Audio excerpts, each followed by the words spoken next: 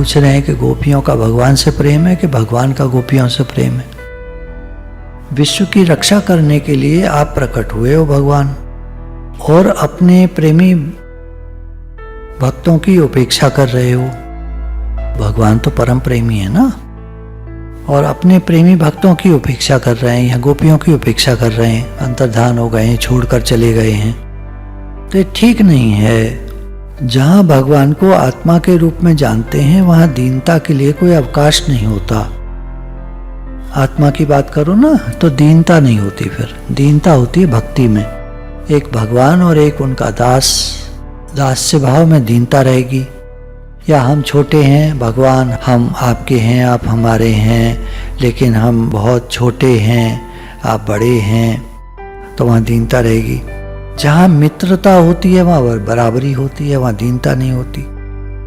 जहाँ आत्मज्ञान होता है वहाँ अहंकार होता है, वहाँ दीनता नहीं होती। श्रृंगार रस का प्रसंग हो तो रूठ जाते हैं, डांट देते हैं, वहाँ दीनता नहीं होती। दीनता का भाव केवल वहाँ होता है जहाँ स्वामी और सेवक का संबंध होता है। हम छोटे हैं, आप बड़े हैं भगवान, तो दैन्य भाव रहेगा। टेढ़े लोगों को सीधा करना हो महाराज तो एक काम करो, विरह की मार पड़े उन पर। टेढ़े लोगों को सीधा करना हो, ज्यादा अकड़ के चलते हो तो किसी तरह उनको विरह करा दो, किसी चीज का वियोग करा दो, तो सब टेढ़ा ही निकल जाती है। घी सब लाइन पे आ जाते हैं। दुख जो भेजते हैं भगवान। अब कोई बढ़िया सा मूवी कैमरा लेके चल रहा है 10 लाख का है, वो उसका किसी तरह कुछ गड़बड़ कर दो तो दीनता में आ जाएगा एकदम।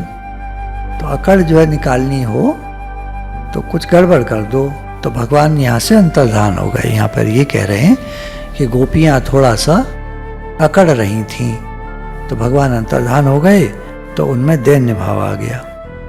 जब भगवान सामने थे तो गोपियाँ सामने उनकी ओर न देखकर टेढ़ी पड़ गईं।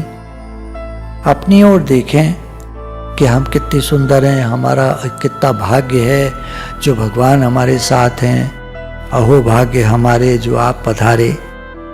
तब भगवान बोले कि अब तुम्हारी आंखों के सामने रहने से क्या फायदा, मेहमान सोचे तुम्हारे भाग्य हैं, अच्छा हम आए हैं तो वापस चल पड़े। तो ऐसा करो, तुम मेरी ओर नहीं अपनी ओर देखती रहो। ये कह के भगवान वहां से अंतर्धान हो गए।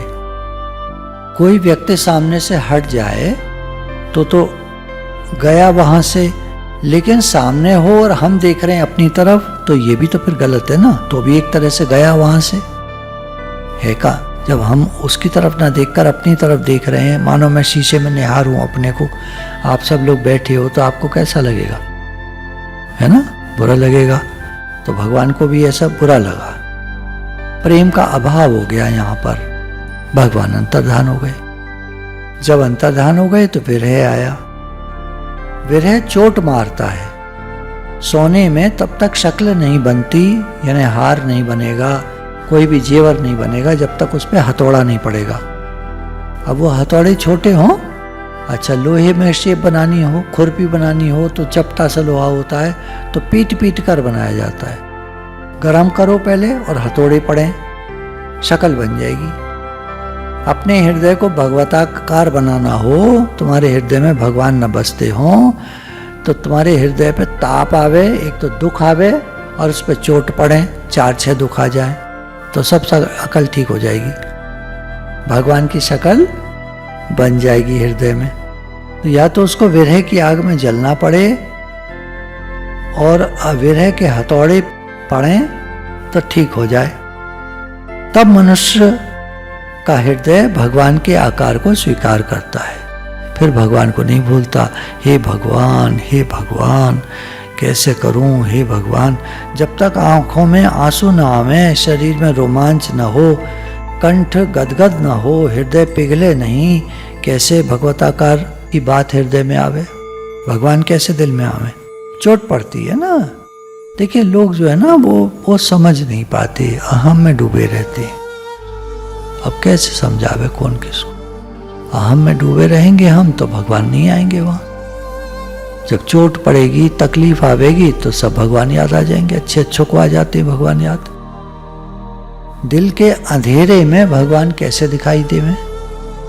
वहां रोशनी हो, यानी विरह का सूर्य प्रकट हो, तो हृदय द्रवित होकर भगवान के आकार को, उनकी शक्ल सूरत को अपने हृदय में बिठावे।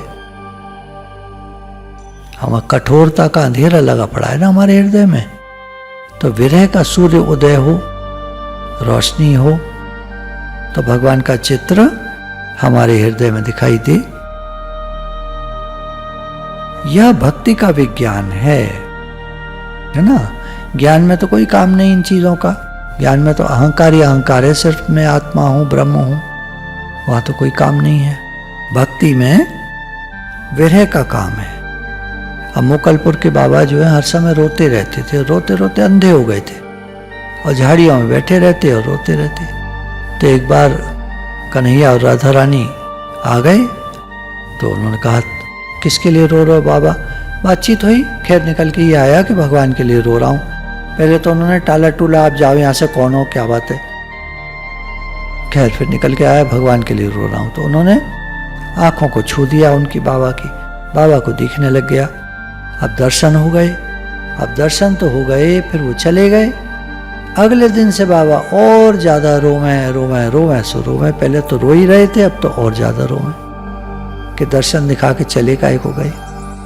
तो और विरह की पीड़ा, ये भक्ति का विज्ञान है। गोपियों ने कहा कि हमारी उपेक्षा मत करो, ये अहीर के बालक थोड़े अलग होते हैं, भगवान के लिए कह रहे। आप लोगों का ग्वालों से शायद काम ना पड़ा हो, दूध देने कभी आते रहे हों, अब तो वह भी नहीं है। हम लोग गांव में रहते थे ना, तो अहीरों का स्वभाव अन्य जातियों से थोड़ा पृथक होता है। उनकी ऐंठ भी जुदा होती है, उनके लगाव भी जुदा होते हैं, उनकी शान भी जुदा होती है। अगर तुम केवल ग्वाले होते और हमारे साथ कठोरता का व्यवहार करते तो बात समझ में आती कि अहीर के बालक हो तुम।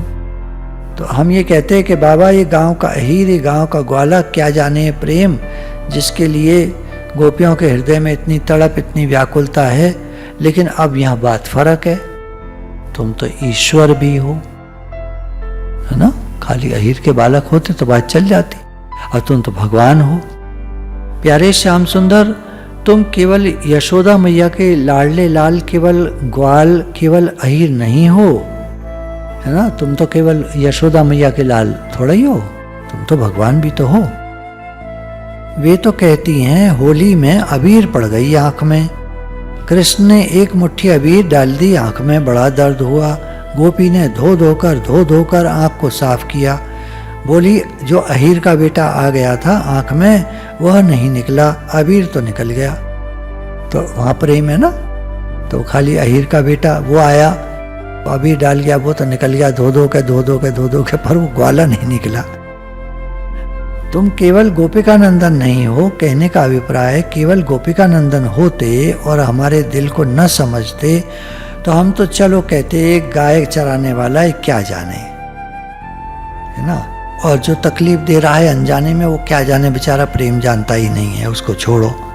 लेकिन तुम तो जानते हो सब, तुम खाली अहीर के बालक थोड़ी, तुम तो भगवान हो। तो ये ठीक नहीं है।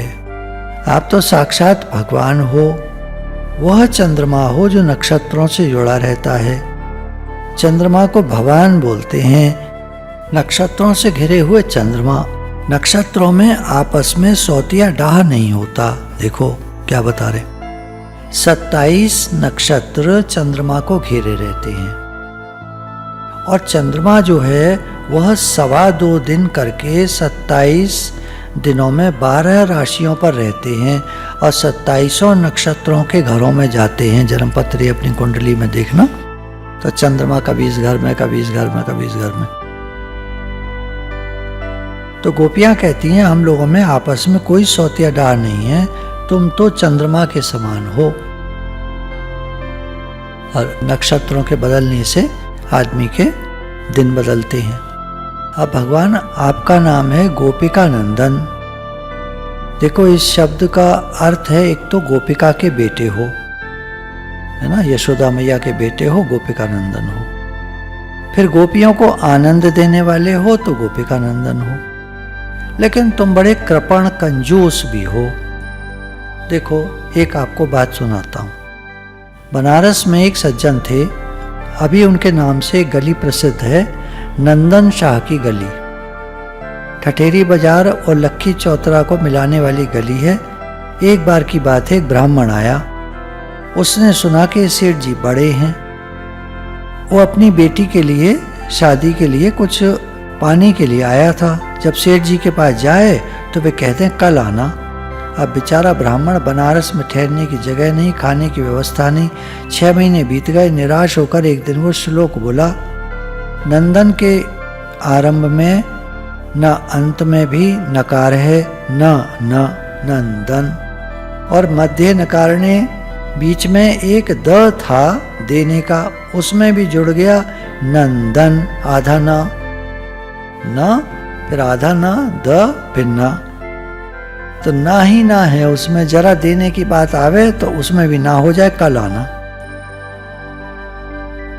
जब 3 नकार जुड़ गए बाबा, तो यह नंदन बेचारा क्या देगा।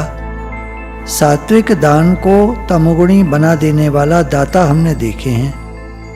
वे देते हैं कि जा जा जा, और 4 आना पैसा डाल दिया, 4 आने तो घर से गए, और मांगने वाले का तिरस्कार करने के कारण वो बिल्कुल तमोगुणी दान हो गया। जैसे पकड़ाते ना 1 रुपए का नोट, चल चल यहाँ से, है ना, बहुत बुरी तरह से चला आगे, तो वो तमोगुणी दान हो गया। कह रहे ये पहले ऐसे ही था, हमने ऐसे ही देखा था। स्टेशन पर भिखारी घूमते थे ना, तो ऐसे ही लोगों को देते हुए देखा था। तो बाद में सीखा कि किसी को दो। जब लोगों ने किसी ने क्या हुआ, लेने से मना कर दिया, मेरी तब आँख खुली। पहली बार की बात है, किसी को मैंने दे रहा था, देने की काफ़ी दिन से प्रथा चल रही थी। तो एक बार एक व्यक्ति सामने आया, तो मैंने उसको देना चाहा तो उसने मना कर दिया, बाबूजी हम नहीं लेते। मुझे बड़ा अजीब सा लगा। मैंने कहा लेते क्यों नहीं हो, सभी लेते, तुम मिलो। तो बोला ना हम नहीं लेते। तो उसने लिया नहीं कुछ भी। तब मेरी आँख खुली कि ओहो, सब लोग लेते नहीं हैं। थोड़े दिन बाद फिर एक ऐसे हुआ, उसने मना कर दिया लेने से। तब मुझे लगा दुनिया में ये अहंकार करना कि हम देने वाले हैं, ये नहीं, ठीक नहीं है। कोई ले लेता है उसका शुक्राना, तो गुरु की पॉइंट है, कोई ले लेता है उसका शुक्राना। तब से मैंने सीखा, तो दो तो नम्रता से दो, नम्रता से दो, नहीं तो मत दो। दिया और तिरस्कार करके दिया तो तमोगुणी दान हो गया, उसका कोई लाभ नहीं। दो तो नम्रता से दो। तो मांगने के लिए आए हुए व्यक्ति का तिरस्कार करने का पाप भी तो लग गया ना। ये गोपिका नंदन जो हैं, इनमें उतने ही नकार हैं जितने नंदन शाह में। श्रृंगार रस की एक युक्ति है। अब जैसे गोपियां मिलने आई, तो अब कृष्ण ने 3 बातें करी। एक तो उल्टे पड़ गए कि तुम लोग यहाँ क्यों आई, दुर्लभ हो जाना, अंतर्धान हो गए। फिर गोपियों से कहा कि तुम वापस चली जाओ। तो गोपियां कहती हैं कि कृष्ण तुम हमारे साथ उदारता बरतो, क्योंकि तुम केवल ग्वाले नहीं हो, गोपिका नंदन नहीं हो, हम सब गोपियों को क्या आनंद दे रहे हो। या तुम जसोदा मैया के बेटे नहीं हो, तुम तो संसार में जितने प्राणी हैं उनके तुम अंतरात्मा हो और साक्षी हो। जैसे आकाश है ना, यह बड़ा विशाल है, और अनंत कोटि ब्रह्मांड और तारा ग्रह नक्षत्र सब इसके भीतर पड़े हैं। लेकिन जब यह आँख के व्यवहार में आता है तो नीला होकर दिखाई पड़ता है, नीलापन सच्चा नहीं है। इसी प्रकार परमात्मा जब व्यवहार में आता है तो कुछ का कुछ बनकर दिखता है, जैसा है उससे बिल्कुल अलग दिखाई पड़ता है, व्यक्ति रूप से दिखता है। वही निराकार साकार हो जाए तो व्यक्ति रूप से जो दिख रहे हैं सब ये भगवान के रूप तो हैं, लेकिन कुछ के कुछ दिख रहे हैं। कोई अच्छा लगता है, कोई बुरा लगता है, कोई टेढ़ा है, कोई मेढ़ा है, कोई ऐसा है, कोई वैसा। जन्म लेने वाला मालूम पड़ता है लेकिन है अजन्मा, मरने वाला मालूम पड़ता है लेकिन है अमर, परिच्छिन्नता दिखाई देती है लेकिन है पूर्ण, अधूरापन दिखाई देता ना पर है पूर्ण, साकार देखने में मालूम पड़ता है लेकिन है निराकार। तो ये जो परमात्मा है ये जैसे हैं वैसे व्यवहार में दिखाई नहीं पड़ते। ये रहते हैं सबके दिल में। ऐसा कोई शरीर नहीं जो परमात्मा से खाली हो। वे अंतरात्मा, अंतर्यामी भी हैं, संचालक भी हैं और सबके भीतर रहकर देखने वाले भी हैं। गोपियाँ कहती हैं कि जब तुम सबके हृदय में रहते हो तो हमारे हृदय में भी तो रहते हो। देखो हमारा हृदय कितना व्याकुल है, हमें कितनी पीड़ा है, कितना दुख है। अब बात पलट गई। जैसे अंदर अंदर बात हो रही है ना गोपियों के, तो अंदर में आवाज आई भगवान की, अरे गोपियों, किसने कह दिया तुमसे कि हम अंतर्यामी हैं, दृष्टा हैं? अरे हम तो ब्रह्मा जी की प्रार्थना पर विश्व की रक्षा करने के लिए आए हैं। बोली हमको यह भी पता है कि तुम्हारा जन्म गोप कुल में नहीं हुआ है, तुम तो यदुवंशियों के कुल में पैदा हुए हो, यदुवंशियों के भक्तों के कुल में और मथुरा में पैदा हुए हो। दूसरों का संताप दूर करना ही तुम्हारा काम है। तो मतलब कहने का ये है, अब वो कह रही हैं कि तुम हमारा संताप दूर करो। श्री राधे। बोलिए सच्चिदानंद भगवान की जय।